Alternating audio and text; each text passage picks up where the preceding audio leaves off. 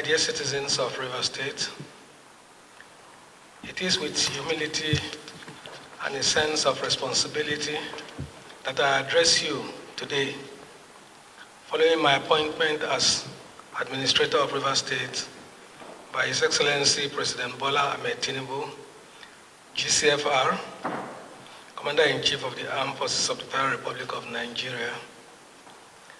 For decades, I have dedicated my life to the service of our great nation, first as a member of our armed forces, where I had the honor and privilege of serving as the 20th Indigenous Chief of the Naval Staff, and more recently, as Nigeria's High Commissioner to the Republic of Ghana. After what I believed to be my final retirement from public service, duty has once again called. I have answered not for personal ambition, but out of an abiding commitment to the peace, stability, and prosperity of Nigeria as a whole, and more specifically, River State. My appointment comes at a difficult and consequential moment in history.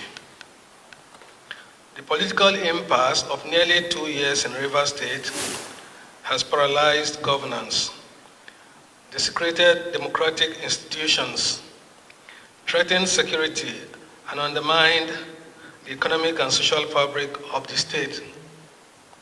It has deepened divisions among the people and cast a shadow of uncertainty over the future. These are realities we cannot afford to ignore. As a son of the Niger Delta, I'm one of you, and I recognize the weight of this moment, the expectations of the people, and the challenges that lie ahead.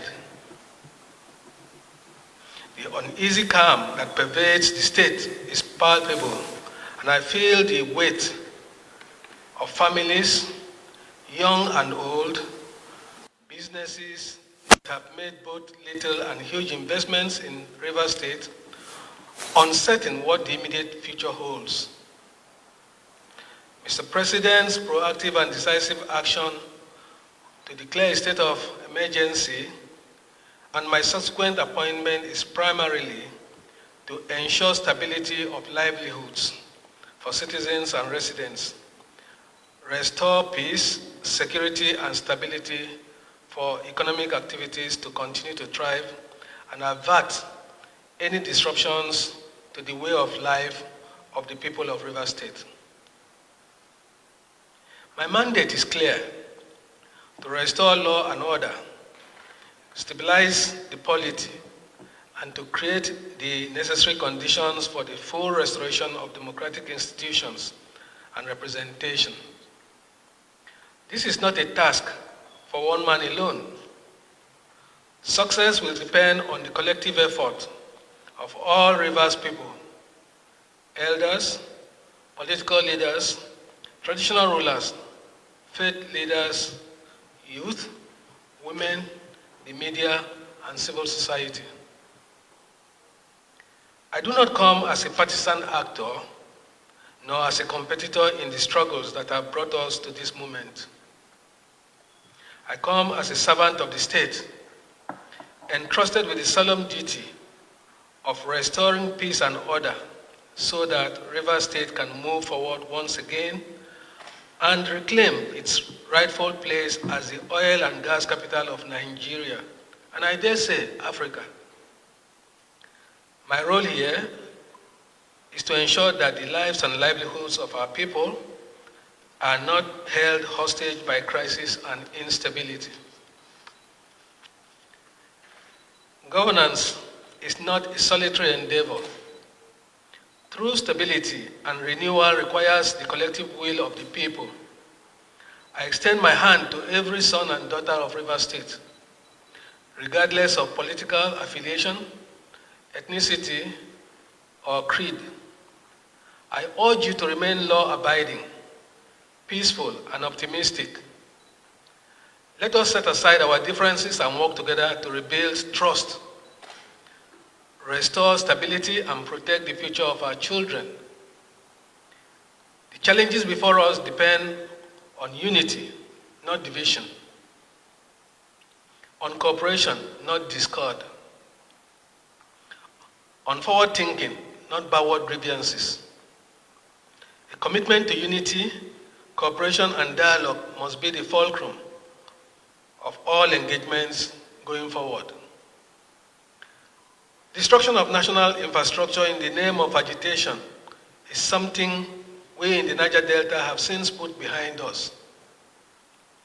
Through collective engagements, our people have become more aware of the collateral damage that comes with it. Not only does it deprive government enough resources to provide necessary critical infrastructure and services, the damage to the environment has left vast areas of the Niger Delta extensively devastated, affecting the health and livelihoods of our people. We must resist the temptation to return to those ugly days. Dialogue and honest engagement has proven time and time again as a veritable tool for resolving differences and conflicts of any kind. Let me be clear. Under my leadership, civil liberties and fundamental human rights will be respected and protected. The rule of law will remain sacrosanct. However, those who seek to sabotage the social or economic stability of Rivers State and national infrastructure and institutions within the state, or who attempt to disrupt the peace for selfish and destructive ends, will find no tolerance for their actions. There will be no room for lawlessness, no space for violence, and no patience for actions that threaten our collective well-being. We will not act arbitrarily, but neither will we hesitate to enforce the law where necessary. Let no one be in doubt. We will uphold justice and fairness, but we will also ensure that civil order prevails. I have just concluded my inaugural State Security Council meeting and taken additional briefs from heads of security agencies in the state. I have noted the various reports, initiatives, and concerns, some of which I have given clear directives on specific actions. I have specifically charged them to remain neutral, respect the rights of citizens, and do all within their powers to maintain law and order, while collectively working to de-escalate tensions where they come in contact with such. In the coming days, we will move with deliberate speed to articulate a pragmatic roadmap for the next 6 months to ensure that every government bureaucracy is properly functioning. Agencies providing services to citizens and residents are doing so and engage stakeholders as mandated by Mr. President. Our objective will be clear: to restore normalcy, to rebuild public trust, and to lay the groundwork for a stronger and more resilient, democratically governed Rivers State. I ask for your understanding and cooperation. Above all, I ask for your faith in the possibility of a better future, one built on peace, stability, and shared progress. I want to thank Mr. President for most sincerely for the confidence reposed in me and for entrusting my humble self with this delicate national assignment. Worthy of thanks are the leadership and members of the 10th National Assembly who have graciously approved Mr. President's state of emergency proclamation for Rivers State. The approval gives full effect for my appointment as administrator of Rivers State.